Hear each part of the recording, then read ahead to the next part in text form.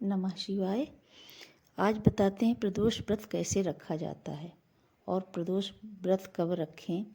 प्रदोष व्रत महीने में कितनी बार आता है, प्रदोष व्रत की पूजा कैसे करनी है, प्रदोष व्रत की पूजा में क्या क्या सामान लगता है और प्रदोष व्रत निराजल रखें या जल ग्रहण करके रखें।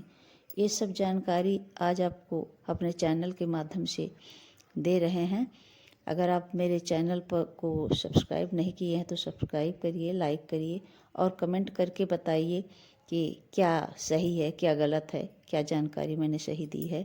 मैं जो जानकारी दे रही हूँ वो शिव पुराण के अनुसार ही दे रही हूँ। तो प्रदोष व्रत कैसे करते हैं। प्रदोष व्रत महीने में 2 बार आता है, द्वादशी तिथि और त्रयोदशी तिथि दोनों में आता है, दोनों पक्ष में, शुक्ल पक्ष में और कृष्ण पक्ष में। तो प्रदोष व्रत कैसे रखें ये नियम जरूरी है। प्रदोष व्रत रखने के लिए आप सुबह, प्रदोष वाले दिन आप सुबह नहा लें और सुबह नहाकर पूजन करें भगवान शिव का अपने मंदिर में और संकल्प लें। प्रदोष व्रत के लिए संकल्प लें कि भगवान महादेव से अर्चन करें। भगवान आज प्रदोष का व्रत रखे हैं, इस व्रत का पूरा फल मुझे मिले, ऐसा मतलब संकल्प लेकर फिर व्रत को शुरू करें।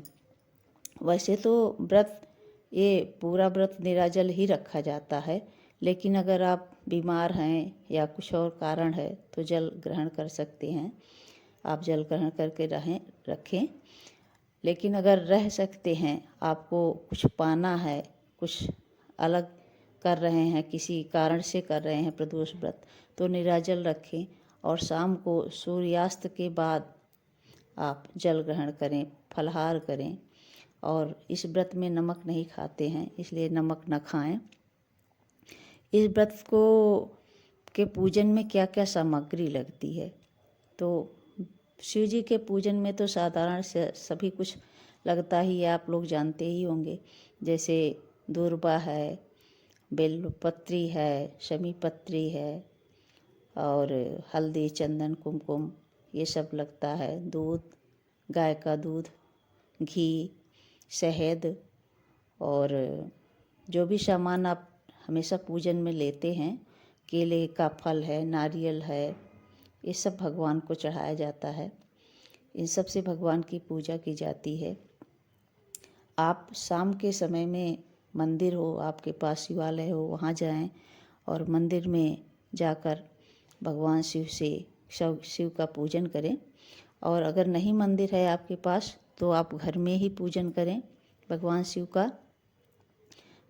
का पूजन करें, विधिवत पूजन करें और एक दीपक जलाएं घी का भगवान शिव के पास और गंगा जल लेकर जाएं। गंगा जल से भगवान का स्नान कराएं, सभी विधि से पूजन कराएं, दूध, दही, शर्करा सभी मिलाकर पूजन करें। भगवान को नहलाएं, उनको भस्म आदि से श्रृंगार करें, फिर पूजन करें। और अगर आपके पास फोटो है, फोटो में पूजा कर रहे हैं तो फोटो को ऐसे ही पोंछ कर साफ करके उनको स्नान करके, मानसिक स्नान करवा के पूजन करें।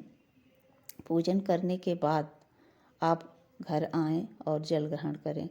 ये व्रत का नियम बहुत कड़ा है।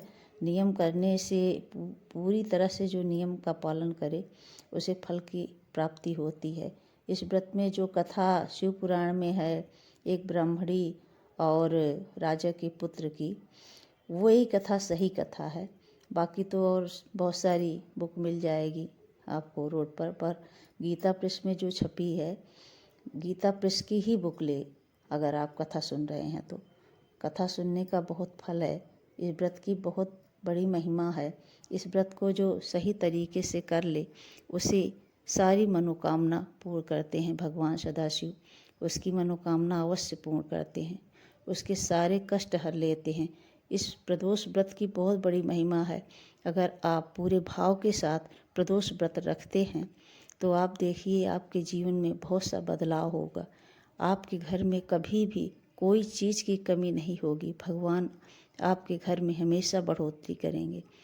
आप जिस कामना से कर रहे हैं, अगर आपके घर में संतान नहीं है तो भगवान सदाशिव आपकी कामना अवश्य पूरी करेंगे। आपके घर में एक बच्चे की किलकारी अवश्य गूंजेगी।